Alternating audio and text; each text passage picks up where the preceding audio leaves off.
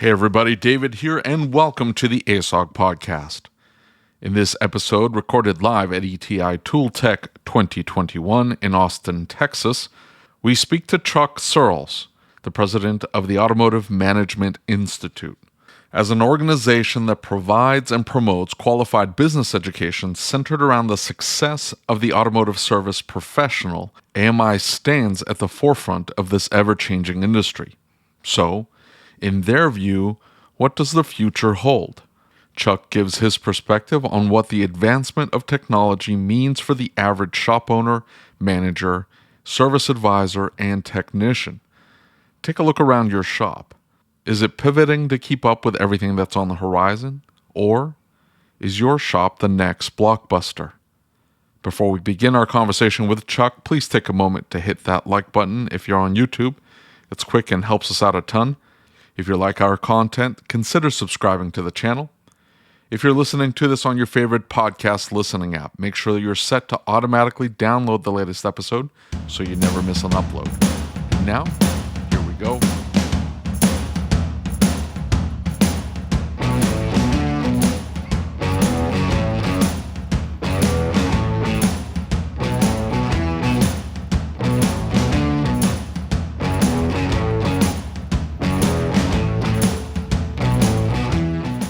So, Chuck, introduce yourself. Hey, I'm Chuck Searles, president of the Automotive Management Institute, or AMI. We're a nonprofit based here in the state of Texas, actually. Really? Yep. It's one of the biggest nonprofits you've never heard of. I tell you, I didn't know you were in Texas. I had heard of you, though. Tell us about it. What is it? So AMI serves the automotive industry, again, as a nonprofit. So, we're not about all the cash, which is kind of cool. We provide industry designations for managers, estimators, and so on. Our past president, Jeff Peavy, who, funny enough, is right next door, right. iCar guy, he focused really heavily on collision, and it's been my mission to sort of bring AMI into the service or quote-unquote mechanical sector, as the collision folks call it. But we provide, again, those designations, but we also track credit for a ton of training providers. So, Jeremy O'Neill, Mike Anderson, and those guys, when they do instructor-led training, they shoot back the rosters, and we actually upload the information for AMI accredited courses. So we track that. Right. And those go towards elective credits, towards one of the designations, like, AAM, if folks are into that. Right. I think probably one of the biggest moves we've had of late is hosting some really good collision training. We host Fiat Chrysler's collision program online, and there's actually some really good technical training on there too. Really? Normally we focus on soft skill stuff. So how do you cost a job?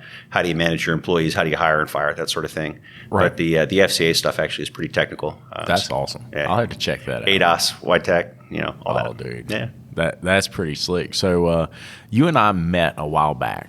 We did. Yeah, I think we were in a live video, or we were doing a meeting of some type. And I think. Yeah, it was.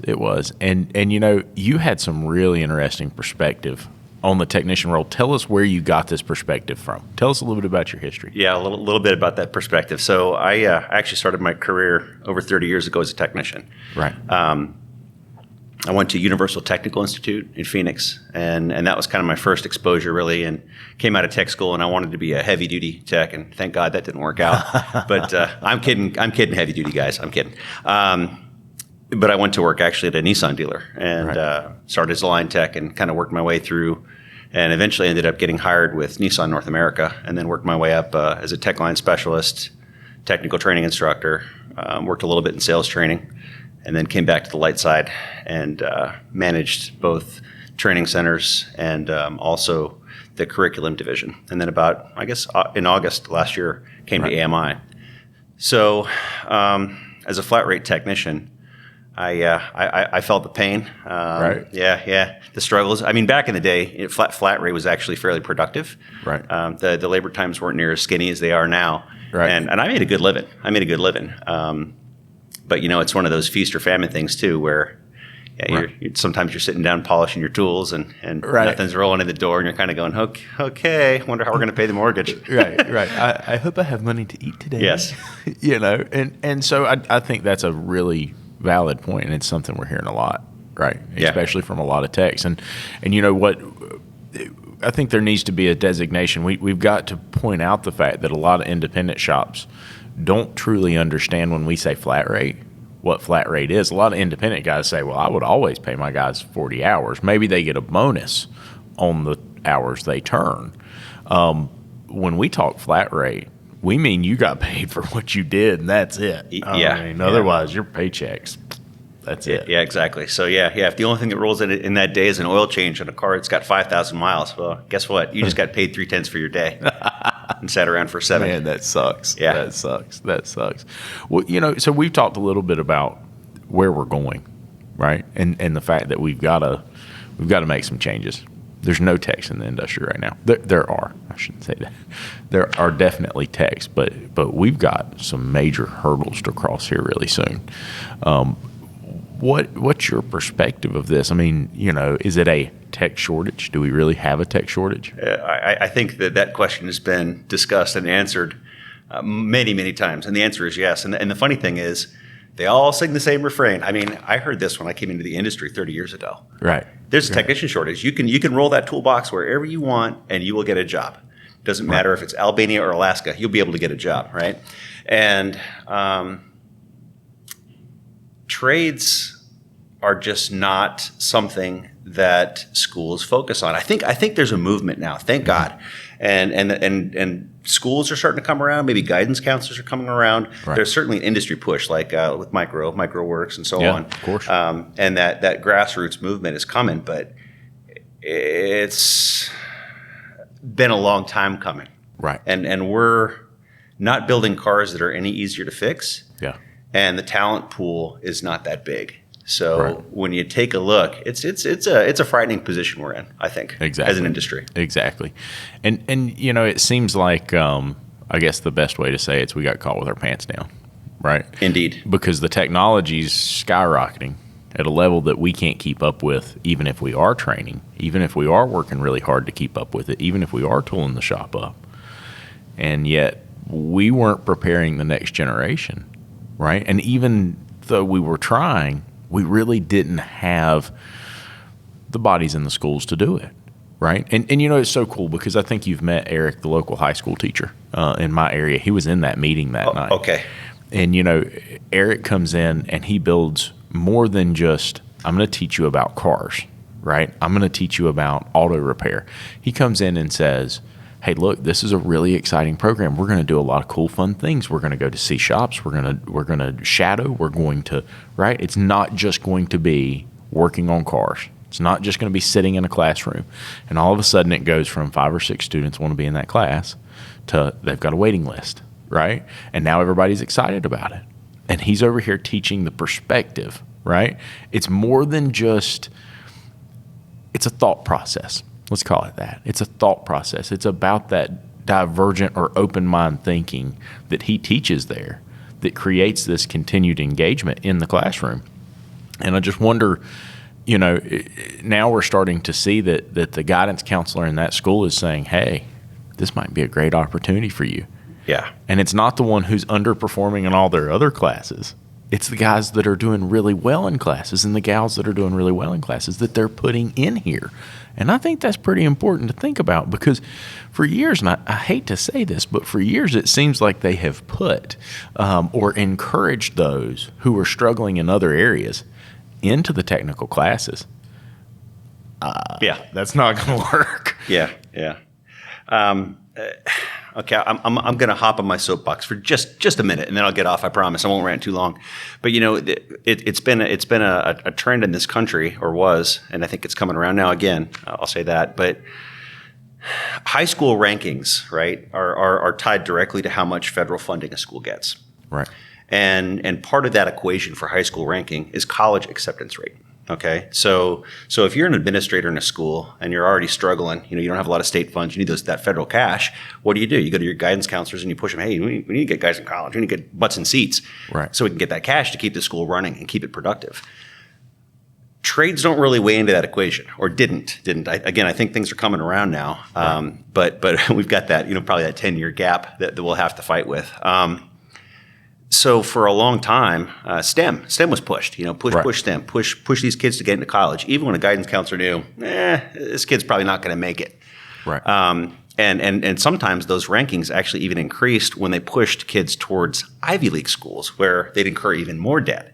Wow. As opposed to going to a trade school. Maybe you're in school for 18 months. Right. You come out with either a certificate or associates, and you're primed, right? You're primed, and then in you go, and you're making cash out of the gate. You don't have a ton of debt. It's a great field to get into. Okay, so now I'm going to step off that soapbox. Again, things are coming around. They're coming around. Schools are starting to embrace the shop programs again, and I think a lot of what you see in schools that are successful with these programs is they have an instructor, a teacher, whatever you want to call them, that has a good personality and is prepping these kids with some soft skills and getting them ready for the next step too. So I mean, it's learning how a car works, sure it is, but also there's that personality aspect, and they become likable. They become a coach, a mentor, and then sort of steer them in. I mean, I remember my teacher in auto, and we had a great relationship. And if he was still alive, we talk now. So right. That's really, really important because kids are impressionable. They're impressionable. They take direction well. And if you find a kid that has good mechanical aptitude, a good brain on their shoulders, they can make it. They can be successful in this. Right. So they absolutely can. And there's a lot of shops. So we talk about this a lot. There's a lot of really good shops out there. Are there bad shops? Yes, there are. But there's a lot of really good shops. Are there good techs? Yes, there are lots of really good techs. And there's lots of really good potential techs coming into the field. Are there bad techs? Yes, there are. If we can connect those good shops and those good techs together, right? There's shops you can go work at right now. I mean, you look at Seth, you look at Dutch, you look at, tons of people, they pay really well. I mean, I know techs that are making $110,000, $115,000 a year. Hoorah. Right? Seeing pay stubs for that. Not just we say we're going to pay $115,000 a year. No, I've seen pay stubs. So, I guess kind of my thought process is A, we got to connect the good shops and the good techs together because they're out there. And then secondly, we've got to put a focus on how do we encourage that high level, right? Because it seems like flat rate for years, and I don't mean just flat rate. There's a lot of thought processes in regards to that, but it's not just flat rate. It's just that we've not encouraged quality. We've not encouraged learning. We've encouraged go as fast as you can if you want a paycheck. How do we overcome that? Yeah, we've discussed this too, I think, in brief, and flat rate is absolutely a crutch for bad management. It is because you don't have to manage a technician on flat rate. They manage themselves. Right. If I want to eat, I got to work.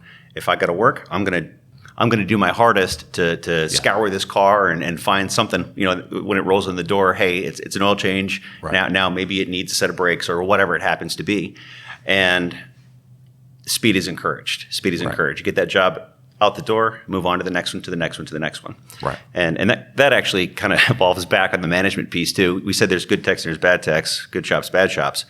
They're good bosses and bad bosses too, right? Right. When you look at any industry, the number one reason that employees leave is because their immediate supervisor or boss, right? Right. And that's a big deal. That's a big deal. I got lucky. I had some good bosses along the way that mentored me and pushed me into training. And that really kind of built my loyalty to them too. I knew that they were loyal to me. If I had a bad day on the line and didn't make any cash, I said, I'll make it up to you tomorrow. Thanks for taking care of that. Right. And then they sort of just give you that push you needed, that little mental up, and then you're ready for the next day. Exactly. And again, that training helps too. A true leader. Yeah. A leader as opposed to a manager or a boss. Right. You bet. Right. Exactly. Well, and I think in so many ways, one of the conversations, and David probably remembers more of it than I do, but he was more engaged in the conversation. But we're talking a lot about how do we, I think the right word or the right way to say it is, how do we reward training? How do we reward that tech that goes the extra mile? Is it just pay, or do we get to a situation that we, I don't want to say force, but we really push training in a different way? We've had conversations, and was it Chris Chesney that we talked about a different way of selling parts, or maybe it was Jim Kokonis, where we talked about the fact that, if that tech is better trained, it reduces their expense from a vendor standpoint.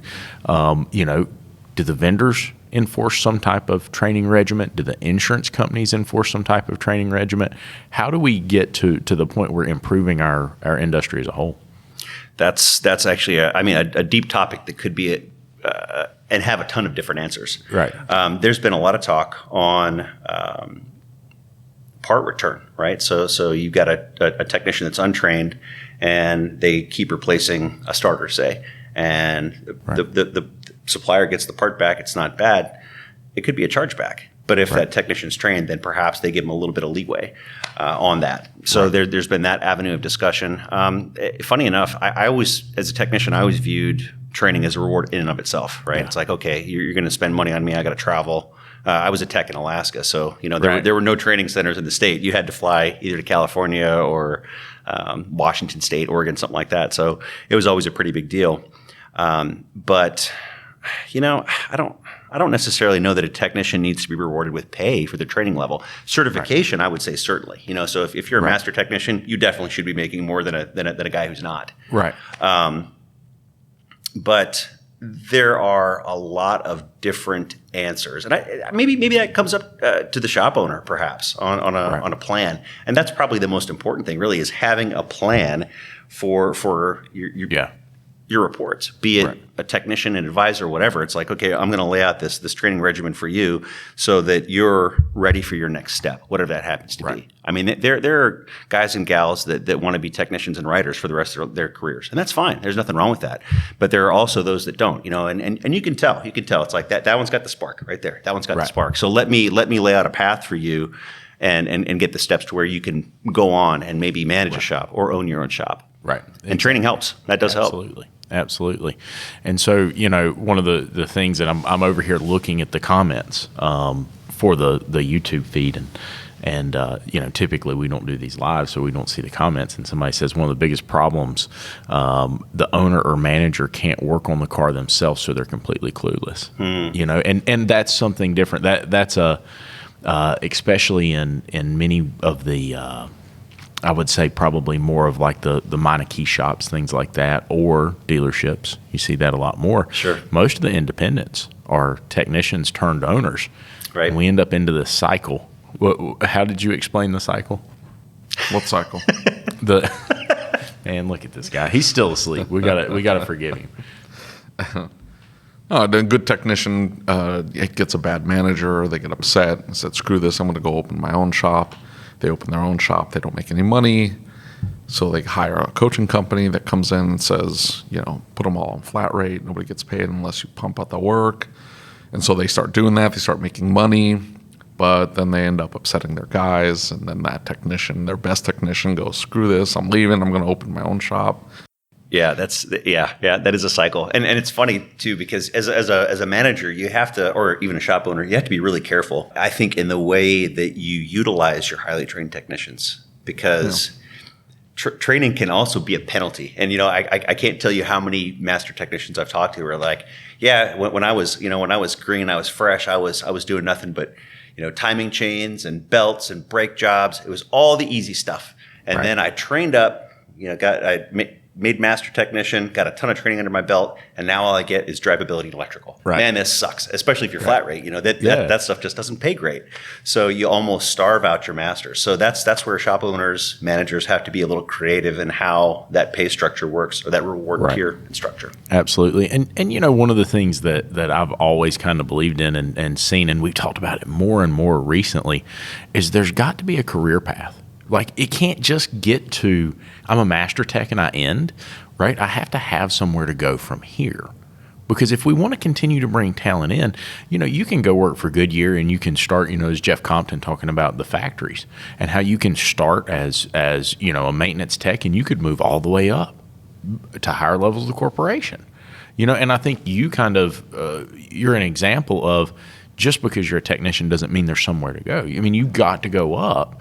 But many shops don't offer that, right? And so for me, one of the things I'm thinking about, one of the things that I would like to offer in my shop is take my guys who are older and set them up as mentors with apprentices. Set them up as mentors with the next generation, and let the mentor do the work, right? And they say, hey, I wouldn't do that because, or here's how to do this, and work with them on a daily basis to bring them up to that proficiency level so we can take that from a 5-year process to a 2-year process, right?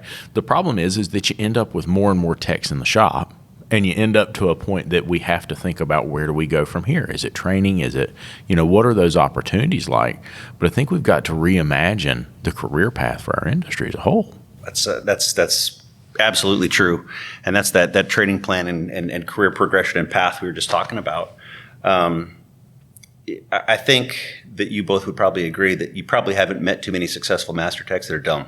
Yeah. Right. So your brain continues to work well long after your body quits. Right.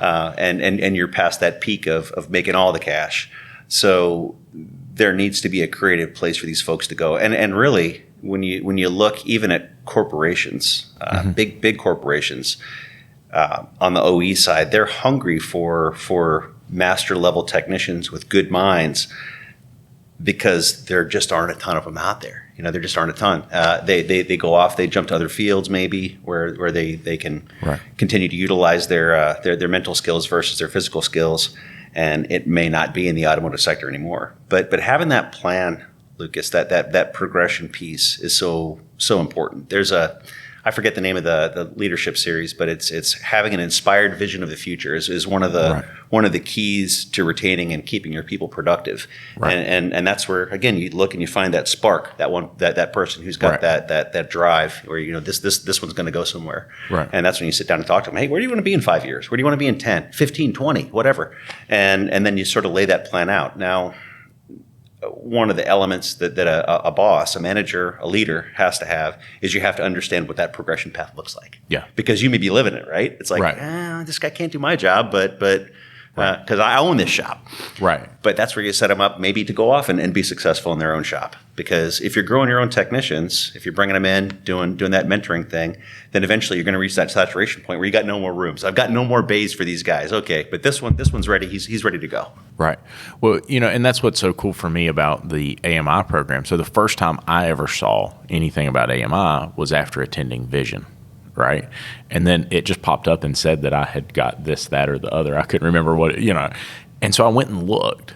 And it's really neat because it's not just, I went to a training class, right? You're working towards this accreditation or that accreditation or whatever it may be that gives us more of a path. Is that something that we should be thinking about, not just in management, but in technical? And, Malin Newton, David, you may have been there when Malin said it. He said, I'll send my guys. If they're a technician, if they're on the front counter and they want to learn something else, they want to go to a language class.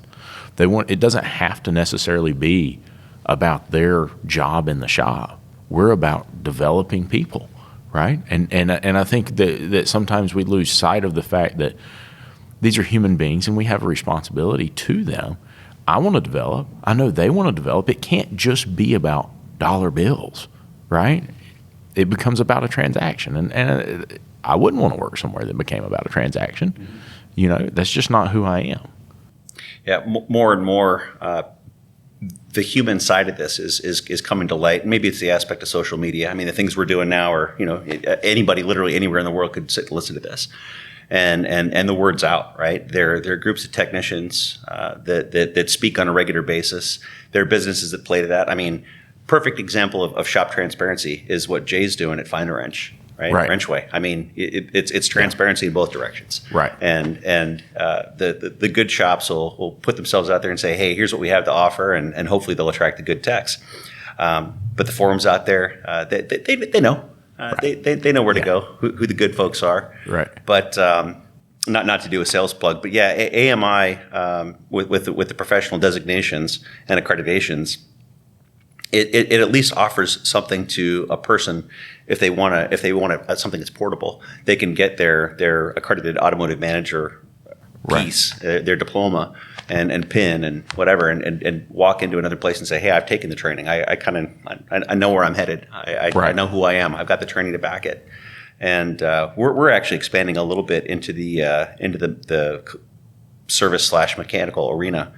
With shop foreman designation and service advisor designations. Yeah. That's really cool. Yeah. Well, because a lot of shop owners, and we see this in ASOG all the time. A lot of shop owners, they don't have the perspective. They just, look, we go to work and we do what's got to be done, and then we go home. And by the end of the day, we're out. We don't want to think about anything else. So this kind of takes some of that learning to learn off the table, right? It gives you a perspective of what needs to be accomplished to get to a level of competency, right? And I think that's really important because, it took me 4 or 5 years just to learn what I wanted to train my technicians on, right? What is their training plan? What does it look like? Because you can go to, ASTE, you can go to Apex, you can go to Vision, and you can throw them in any class you want to throw them in. But if you don't have a plan for what that training looks like, what are you trying to accomplish? What is it doing? And are they passionate about it? Are they hungry for that information?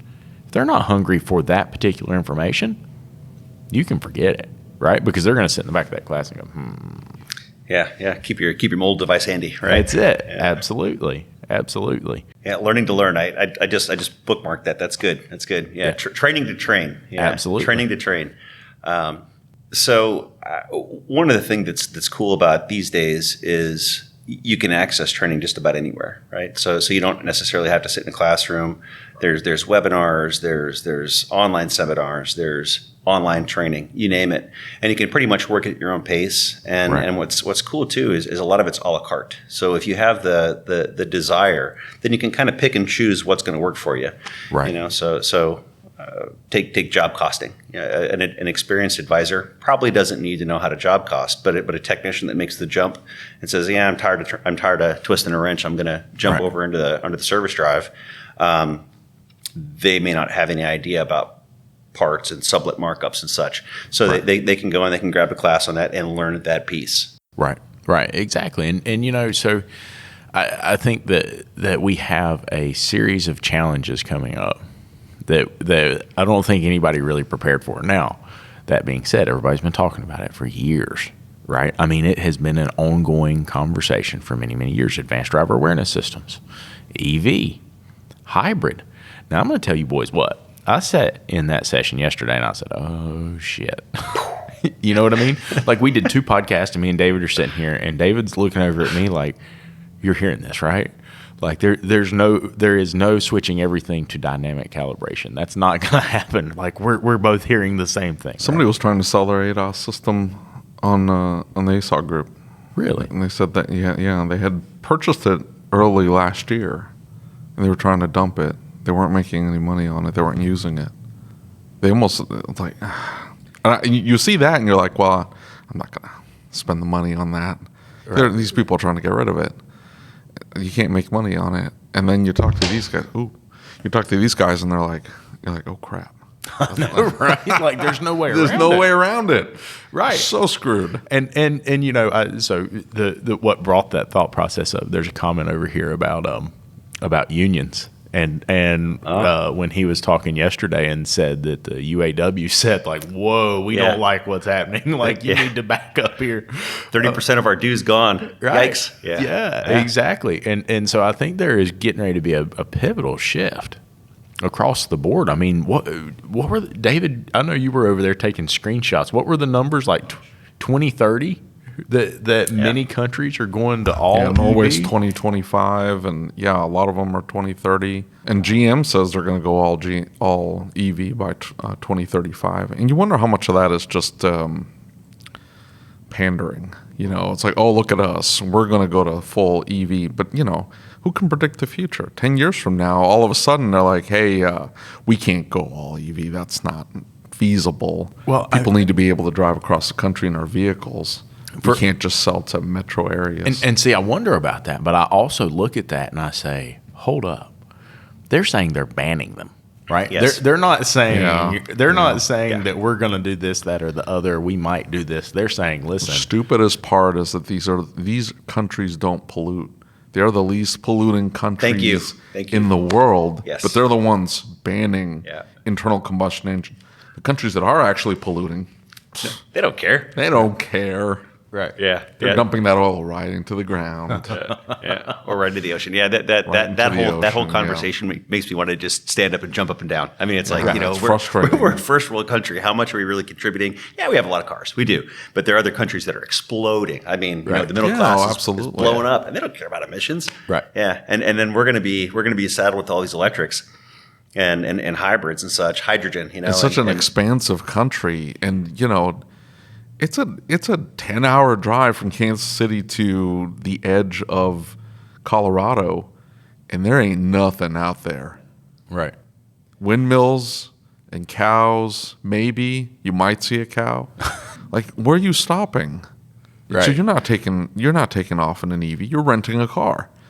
That's what you have to do. Right. Yeah, and that technology, by the way, if you're not trained, the days of a guy walking into the shop with a small Stanley toolbox and a claw hammer and a screwdriver, working on those cars is probably done. Natural selection will take care of that, because I mean it's like these cars are not wrench friendly. They can kill you. So, exactly. Well, and I mean I think that. Listen, that takes our profession to a whole new level. It does, right? And there's some comments over here talking about that. If you have electronics as your major background, if you have this, that, or the other, yeah. I mean, but the problem is we've still got a lot of technicians who are, and we talked about this yesterday a little bit. That there's a local GM Master Tech, 65 years old, right? Worked 4 weeks or 4 months to find him. Couldn't find anybody else. This is the only option. I can't retire with what they're paying me. There's no way. Are you crazy? But not interested in the new technology. Now, the shop's still servicing this stuff, and they say, oh, yeah, we're hybrid certified. Don't care. Don't care about the safety aspect. Don't care about the quality aspect. Just, whatever. Slam it out, right? And so, we hear some of the things that they were talking about yesterday, and I don't think it... Wow. Trades at work. Trades at work, guys. So I think that when we look at changing technology, I don't think it ends us. I don't think it. David, this look. I don't care about the jacket. It'll be fine.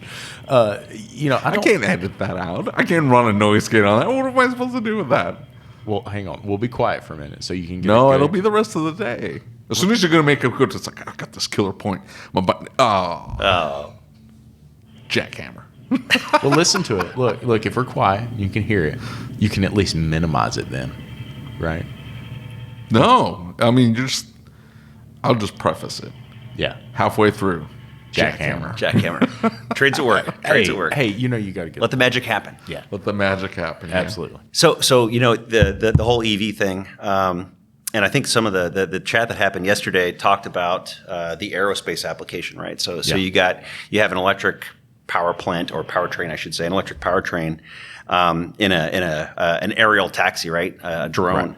And VTOL. VTOL. Thank you. Very and then you've got purpose. ADAS on that, and then on big trucks you have these electric powertrains and ADAS on those as well.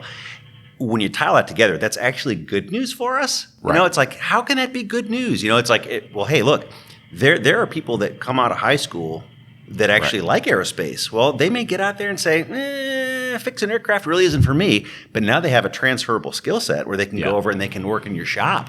Exactly. Right? Yeah. So all that stuff's portable, which is kind of cool. So I think it opens up another avenue for the industry that we probably should explore. Yeah. Certainly not leave it alone. Right. Yeah, you're exactly right. And I think that we know changes are coming. Maybe we don't know exactly what they look like, but we need to prepare for them, right? And I think the thing is, there's so many shop owners, especially independent shop owners. I'm guilty of this myself. I'm going to wait. I'm going to watch and see what happens. But the reality of it is we end up behind the bell curve. And we've talked about, the shop in my town that wants to sell out. And all he's got is property and the tools and this and that. And it's like, it's not really worth anything, right? The property's worth money, but it's not worth anything as a shop. But that was his retirement strategy, right? That was what he planned to retire on. All he's got is the property. All he's got is the building. All he's got is tools that are pennies on the dollar. Whereas if we can prepare for the next generation, you go into a shop that's prepared for EV, you go into a shop that's prepared for advanced driver awareness systems, it's a whole different ballgame, right? And I think when you go into those shops, you see that they have a P&L that works, right? because you don't afford those things unless you're managing the business, right? You got to manage the business. You got to be able to put the dollars where they belong, and you got to be able to pay for those things. And you got to be able to charge for those things and show your value. So it is a full package, right? You have to have trained leadership, have to have trained technicians, you have to have trained sales staff, right? Because if you don't have all of those things, you can forget it. Yeah, different language too, right? Different language. On that note too, even if 100% EV doesn't happen by 2035, right? We're how many years? 14 years out, right? Yeah. 14 years out. The OEs are going to try, right? They're going to push that curve up as far as they need to. And one thing to consider is that product plans. That as an OE, you don't just build a car. It's not like, hey, this is a great idea. Let's just put this car in production. Right. That starts like 5 years beforehand, right? So you got a 5-year plan. So you're going to see an increase in electrics. You're going to see an increase in hybrids. So even if we're not at 100% by 2035, there is going to be a ton of EV on the road. Yeah. And they're going to go out of warranty. They're going to have to be repaired at some point. Exactly. So get ready. Maybe you don't have to get all the stuff right now, but get ready because it's coming. Right. And begin to invest in training. Right. Don't wait until it's too late. Don't worry. And the thing that always gets said, and I think it's Jim Morton who always says it, what if I train them and they leave? And Jim says, what if I train them and they stay? Right. Train them, yeah. We got to train them. We got to get them prepared for it. And we have to be prepared in the shop. David, are you prepared? Sure, we'll be fine. I'm not worried about it. What can you do? No, I'm just asking. What have you done so far? I'm going to buy some gloves. I'm going to buy some lineman gloves. There you go. We are now hybrid ready. Some gloves. Gloves, and don't forget the protective mat on the ground. That's important. Protective mat. Yeah. Yes. Yeah. The insulated mat. Yeah. GM sells a kit. It's got a part number to work on their EVs. Really? Yeah. That's pretty cool. I mean, I think it's important. It's like $1,000 too. It's gloves and, like you're saying, a mat. Yeah, the you mat, have to replace goggles, the gloves every so often or something. flash shield. You test them. Oh, really? Mm-hmm. Yeah, you actually pressure test them. Yeah, you pressure test them, and then if you find a pin leak, then you pitch them and you get a new set. But there are actually places that certify them. Really? That's pretty cool. Certified gloves. That's pretty awesome.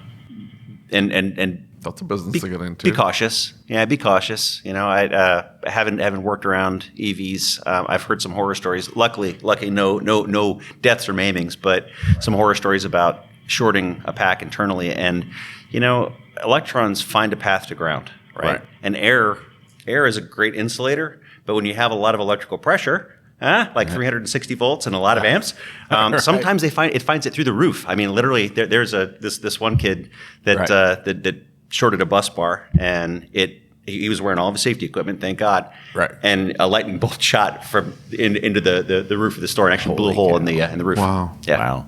Wow. I've always gone back to a story that was told about a local pulp mill in our state. And long story short, there was a gentleman who worked there, and he got complacent at the end of the day. And it was, I think it's a Georgia Pacific plant. He got complacent, and he said, look, all I care about is I got to get the plant back online. We don't really need that grinder pump right now, but I'm going to go and test it and find out what's wrong. That way they can order the parts before I go home. Now, they had a mechanical room, but the deal was you weren't to go in the mechanical room without somebody else. Had to have a partner with you. Walked into the room, said, it'll be all right. I've done this a million times. Cool, whatever, it's fine. Goes into the room, pulls the lock bar down. In other words, turns off the breaker, pulls the lock bar down, opens the can, flips the lock bar back up, sticks his voltmeter to either side to see if it was the breaker or if it was the motor. And when he did, it arc flashed. Didn't realize he was in the wrong can. And it was a massive source, not and shut off the whole plant. And it, obviously he did not survive, but complacency, man. We always say complacency kills. Yeah. When you're dealing with something like that, you can be as good as you want to be. But the problem is you get complacent. It gets dangerous quick, for sure. Yep. Somebody says, don't wear a metal belt buckle while rebuilding a battery pack. You shouldn't wear a metal belt buckle anyway. You scratch cars. Right. Yeah, especially when you get big like me. When you get big, you start leaning on things a whole lot more. That's awful. That's awful. So, Chuck, where are we going in the next 10 years? What is it that, from your perspective, we have And we need specific, like, stock picks and things like specifics, that. okay. Yeah. If you could just let us know. What do we need to be thinking about? What's the next few years look like? What are the changes going to be that we need to be preparing for from your perspective? So I have my opinions, and I wanted to get some other way. And so when John finished his, I went and I asked him kind of the same question. I said, where are we headed in the next 10 years? What do you think? What's the most important for our industry? Guess what he said? Training. Yeah, he said training is of the utmost importance. Were they saying that like 10 years ago, do you think? Or like, Yeah, you know, like 30. I'm thinking like 2007, 2008. Yeah. There's a perspective, there's a coaching group. The guy was doing a panel, and the panel was about technician shortage because it's a constant issue, right? And you know, he said everybody's worried about the technician shortage. Eventually, the economy is going to turn. These dealerships are going to have to start laying people off, and the market will get flooded with technicians that are going to get laid off from these dealerships. And I can understand that. I've got dealerships around me that have 26, 27, 30 bays. I mean, they're huge facilities, and they're just packing people in there as fast as they can find them. Warm bodies. Yeah, and that's probably a great way to put it. Warm bodies. So if you're looking for a qualified technician, are you going to always get that from a dealership? Yeah. Who knows? Oh, yeah. Right. Yeah. By the way, it's John McElroy. I couldn't remember his last name, but yeah, John McElroy. You know, David's over here sending me messages all the way through that. Like, wow. Holy cow. Yeah, he was good. Yeah. He was really good. It was amazing. And knew his content, right? And you know, I think that the fact that he's speaking to a group of tool manufacturers, speaking to a group of manufacturers and the very top of the industry, I think that really says something to our industry as a whole, but it says something to the shop owners. You better listen, right? Because we've said for years, and I remember having a conversation 2 weeks ago with one of my techs, and he said, I don't really think we're going all EV. I don't think they'll do away with an internal combustion engine. I think we're okay. I got another 10 years. I got another this. I got another that. I don't think we have time to sit and wait to prepare now. I think we're getting to the point, especially when it comes to EVs and advanced driver awareness, we need to be preparing right now, because that's the tide, if you will. If we prepare, that sets us apart from the other shop down the road. And what do you think is going to happen with the undercar guys? The guys that just do, or that's what they specialize, brakes, lube oil filter, steering, that sort of thing. Well, not even that. I mean, I didn't even think about the lube shops, but I'm talking about like the guys that just do brakes, suspension, exhaust. The shops that have exhaust hanging from all the ceilings, all of a sudden, hey, that car got banned. Yeah, be the Amazon, be the Netflix, right? Get ready to pivot. There's always going to be tires, right? Well, I shouldn't say that. We have tires for the foreseeable future, as do we have brake pads, right? I mean, right. and EVs and hybrids. Yeah, what the guy was saying. I mean, these brake pads are going to last a ton longer.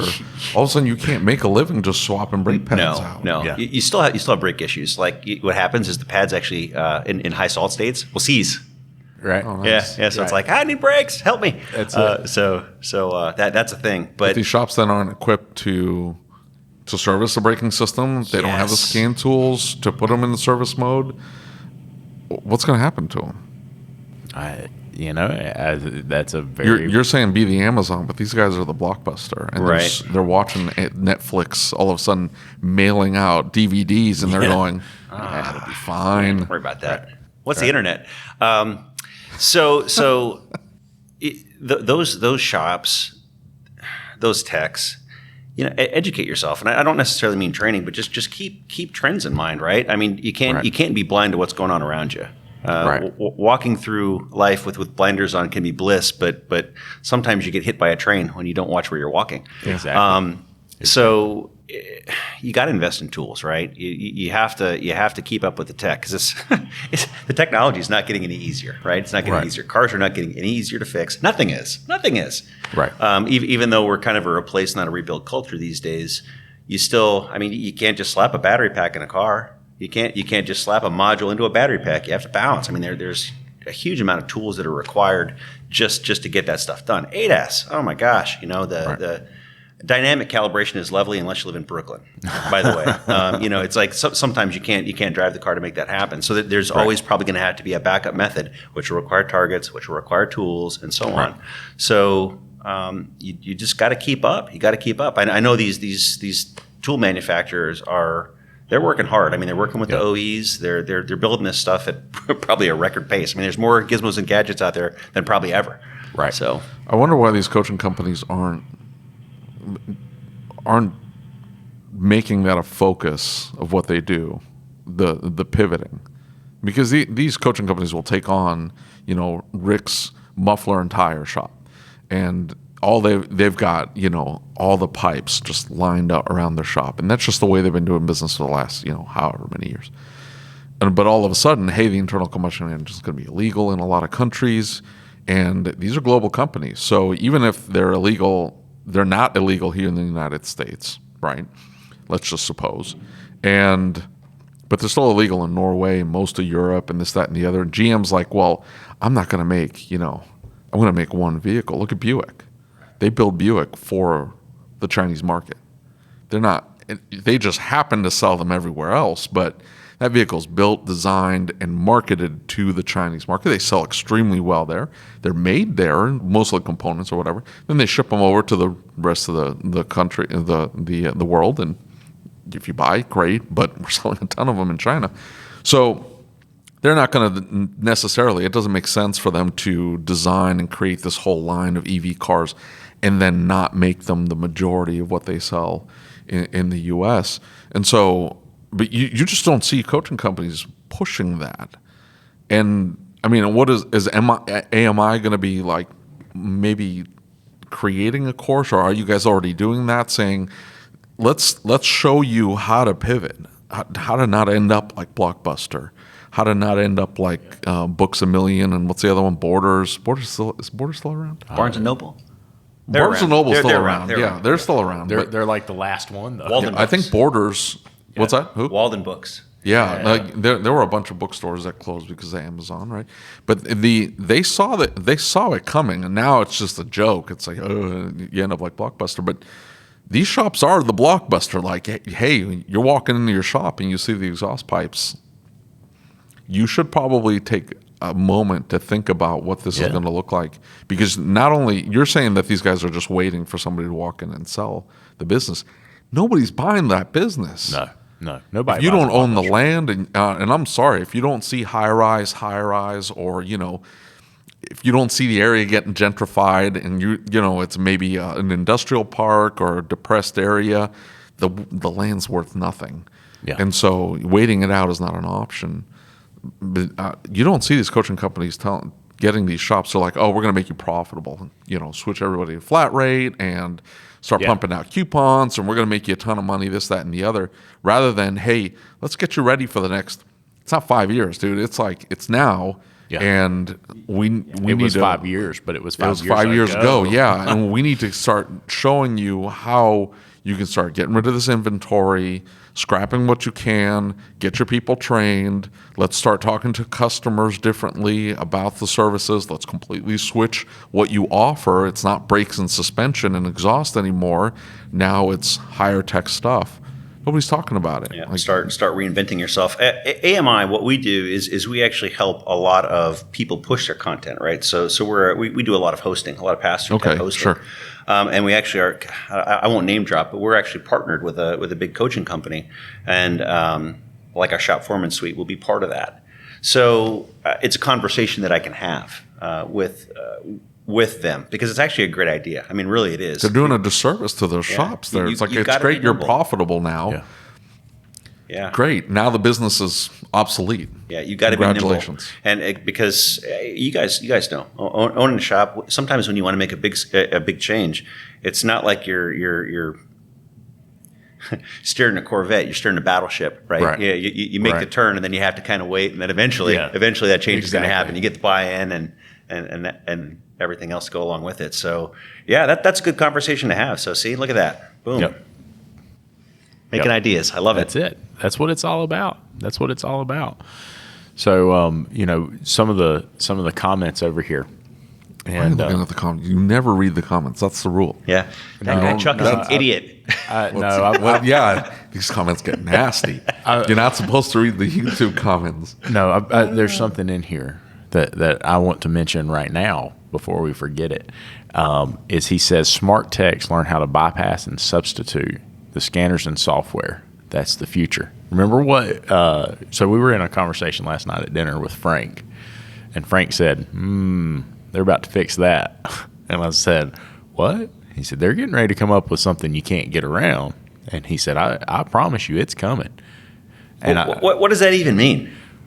Basically, he, I don't want to go telling secrets he didn't want told, but basically, long story short, Did I miss that conversation? Listen. Was it last night at Fogo? Yeah, the guy was shaving meat off of a skewer in front of I was distracted. The guy was shaving meat in front of me. But, he said something really interesting. He said, you look at the Chrysler Gateway, and he said, everybody said, oh my gosh, that's just this, that, and the other. And he said, if you think that's bad, what you're getting ready to see come up, he said, look, they're going to follow right to repair. They're going to do what they're supposed to do, but this is going to be a challenge. And I said, well, what do you mean? He said, there's technology out there that you can't bypass. And he said, oh yeah, I know. Everybody's going to say like, oh, we'll think up something. We'll come up with a way. He said, there'll be a lag. I think that guy's right. Yeah, there'll be a workaround. There's always a workaround, but it might be 5 years before they find the workaround. I think that was his point. Yeah. I know that at least one OE has come up with a gateway, if you will, a separate gateway that actually requires a passcode to even get into. Yeah. So I'm sure it's more than one. So you can't access body control module functions, or maybe right. It's configuration. Who knows? But you actually have to have a code to get exactly. in. So right to repair. I mean, should take care of that, but sometimes that stuff isn't quite up to date. Right. Some of that has to come from the consumer too. It does. They buy that car. Yeah. Nobody can fix it, but that one dealership you hate. Sorry, don't buy that junky car anymore. Go buy something that people can actually work on. We talked about Mercedes. The last time I was at ETI ToolTech, we talked about sprinters, and talked about I've got a client who had an experience where the closest Mercedes dealer is a $450 tow bill one direction. Ugh. And you're talking about a medium duty vehicle, and then they want $1,000 because the guys keep running out of DEF fluid, and then they want a diag, and then it's another $1,000, and the next thing you know, because you ran it out of DEF fluid, that's a $5,000 bill, and then somebody's got to take a day off work. And I'm talking to the guy, and I said, "Man, that's really tough." He said, "Listen," he said, "I don't care about the $5,000 bill. Doesn't bother me for a second." He said that vehicle's worth $35,000 a week. And he said each time it takes a week. And he said when two of them go down at once, he said you can imagine. A ton of money. Yeah, that's nuts. He's like, it's just adding up. And he said, I can't. Now he's talking about $35,000 a week as the HVAC company. And I'm thinking, my God, what? Yeah, what am I doing? So, but. All right. This was good. Yeah. That is awesome. Great to be here. Thanks for having me. It's awesome to be here at ETI Tech Week. AMI was one of the very first things I signed up for when I became a shop owner, because I did go, just like Lucas was saying, I went to a class. It was just one of those at night classes, and they had you fill out the form, and I'm like, huh. What is so AMI? I went on there, and I'm like, yeah. I can do this, that, and the other, and I started taking a bunch of classes, but like he's saying, you get tired, and you're like, man, I don't want to do this now. I don't want to learn. Well, you try to do it in the middle of the day, and the yeah. phone's ringing, and the text coming in, and I don't know. You just got to make it a priority at the end of the day. You got to keep learning. Yeah. You got to grow. How do they find AMI? That's actually a really, really great question. So the easiest way probably is just head to the website, and it's amionline.org. Okay. And then that links to our learning management system.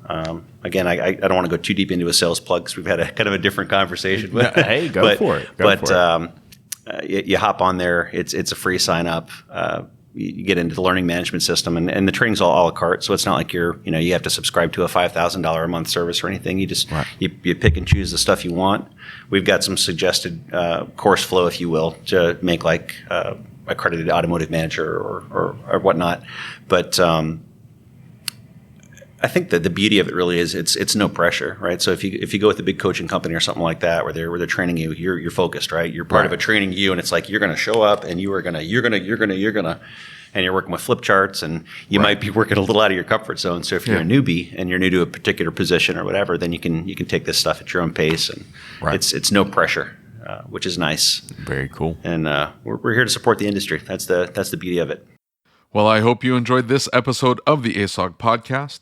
We have a few more eye-opening conversations from ETI that I think you'll enjoy. So if you'd like to catch these episodes early, you can do so by becoming a patron. Just go to asog.site and click on the Become a Patron Now button. Becoming a patron helps support the show, get you several perks, and is tax deductible. Make sure you're subscribed to the podcast and on YouTube so you never miss any of our upcoming episodes. And as always, if you have any questions, comments, or concerns, you can email me. My email address is david@asog.site. That's david@asog.site. Until next time.